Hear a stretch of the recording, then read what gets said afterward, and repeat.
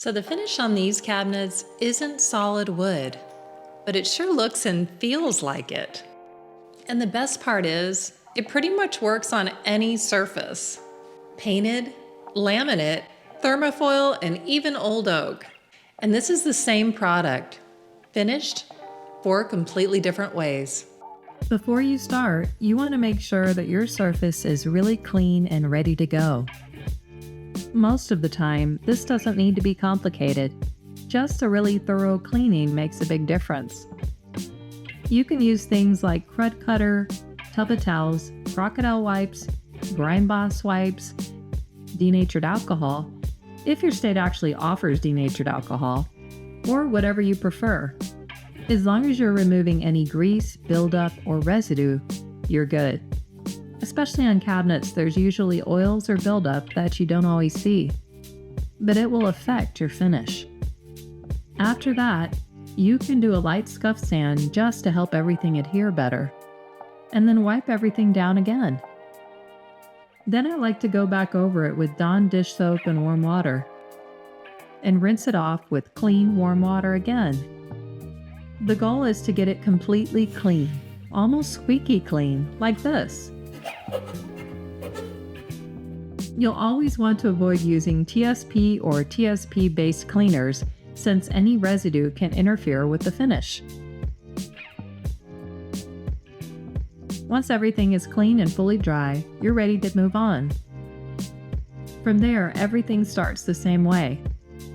You'll apply 2 coats of the wooden primer. This step creates the surface that all of your finishes are built on. I'm giving you the overview here, but all of the exact steps are included in the instructions with your product. So if you're thinking about updating your cabinets, I'm going to show you 4 different finishes that you can do, ranging from clean and modern to rustic and weathered. So this isn't just paint, it's actually real wood in liquid form. So once it dries, you can actually stain it just like wood. The first one is a smooth and modern finish, and it's really popular right now. This is the most straightforward way to get a real wood look and feel. After your 2 coats of wooden primer, you're not adding any additional texture. You're letting the surface stay smooth and clean, and using stain to create the final look. As the stain is applied, you'll start to see the richness and the depth come through. You can control the tone depending on how you apply it and how much you wipe it back. You can use a variety of stains depending on the look you're going for. Oh, and to wipe it back, you could basically use a sock, a cut-up cotton t-shirt, a sponge, and you can even use a brush. But for oil-based stains, I really like cotton t-shirts and cotton socks. For some reason, the cotton's more forgiving. If there's any existing texture underneath, you may see a little of that come through, and that can actually enhance the realism. This is a great option if you want something clean, modern, and simple, while still having the warmth of real wood. Next is a brushed finish, and this one gives you a really high-end look. It's super clean and gives you that nice texture. With the brushed finish, some of your texture comes from the brush movement. You're using long, controlled strokes, moving in the direction that you want the grain to go. This creates really clean, linear texture that mimics the flow of natural wood. Consistency is key here, and keeping your strokes smooth and intentional makes a big difference in the final result. If you want really crisp, clean lines, you can tape off sections before you start. This helps keep your stain exactly where you want it and gives you more control, especially if you're working in sections. We typically recommend using yellow frog tape because it's not overly aggressive and won't pull up your previous layers. You can also use something like watercolor tape, which is a little more delicate. This is especially helpful if you're using a water-based stain, since it can move or dry quickly. Taping things off just helps keep everything clean and controlled. From there, you can layer additional stain to build more depth and variation. You can also use a gel stain to enhance the dimension and give it a richer, more finished look. This gives you a more custom, high-end appearance, something that feels elevated without being overly rustic. It's a really popular option because it adds texture while still feeling clean and refined. So then there's the rustic finish. This is where you actually get to create a bolder grain using the graining tools. This is where you really start to build character into the surface. Using a graining tool, you're creating the look of natural wood grain. For this finish, you're pulling the graining tool through the wooden stain. Wooden stain is the only stain that actually contains real wood, and it dries to an authentic finish with over 60% wood. That's what creates a darker, more defined grain pattern. You can vary your movement slightly to create a more natural, organic look. No two pieces will look exactly the same, and that's part of what makes it feel like real wood. This works really well if you're going for something more traditional, textured, or rustic. It adds contrast, depth, and a lot of visual interest to the surface. And then there's the weathered finish. This one's a little softer, a little lighter, and it feels more coastal.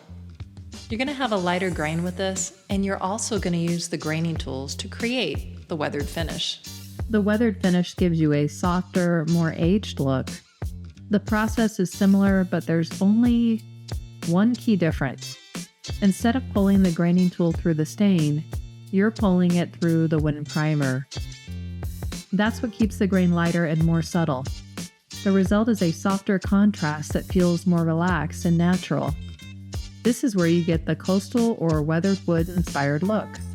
It's less about bold grain and more about a gently aged appearance.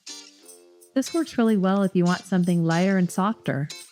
And the key thing is here that it's just a few more steps than the brush technique. After you do the brush technique and you feel like it's not quite what I want, you could go back over it with your wooden primer. And while the wooden primer is wet, you can pull the graining tool through. And it creates that weathered finish that's very coastal. So basically you can take the brushed finish and take it a couple more steps, and that's the weathered finish. It gives you a softer, more aged look. It's very similar to the rustic finish, except you're using the wooden primer to create the grain. And if you're using a lighter wooden primer, you're going to have lighter grain lines to give you that coastal look. So the cool part is all of these are done using the same base product. You just get to choose the finish that you want. So many people love seeing these wood swatches in person. If you're not sure which finish is right for your space, the fan deck can really help. It shows you a range of finishes along with the steps used to finish them on the back. You can actually see and feel the texture, which makes it much easier to visualize in your own home. Lighting can change everything, so being able to hold it up in your space makes a big difference. And if you want to go deeper into each technique step by step, we also have a full guide where I walk you through everything in detail. It's called the Ultimate Guide to Wood Graining. So the key thing is here that you do not need to replace the current cabinets that you have. You can work with what you have and get the wood finish of your dreams. And this is possible with Retique liquid wood. So if you want to try this, we have full kitchen cabinet kits to help you transform your kitchen. And also, I'm going to put a link below for this fan deck so you can pick your finish in the lighting of your own home. It really helps to see it in person and to feel that texture. What makes this system so powerful is how flexible it is. Starting with the same foundation, but you can completely change the outcome depending on the technique. Whether you want something clean and modern, more textured and rustic, or soft and weathered and very coastal, you can create it. And you don't even have to replace your cabinets to get there. You're transforming what you already have into something that looks and feels like real wood. It's a completely different way to think about updating your space. And if you just want to buy a big gallon of wooden primer and add your own stain, that's completely fine too. Because Retique's liquid wood coatings now work with pretty much any stain. Once you see it come together, it really changes what's possible in your home. With Retique, we're helping you transform your home into something beautiful that you can be proud of. I hope you get a chance to try each of these looks out. and you find the wood finish of your dreams.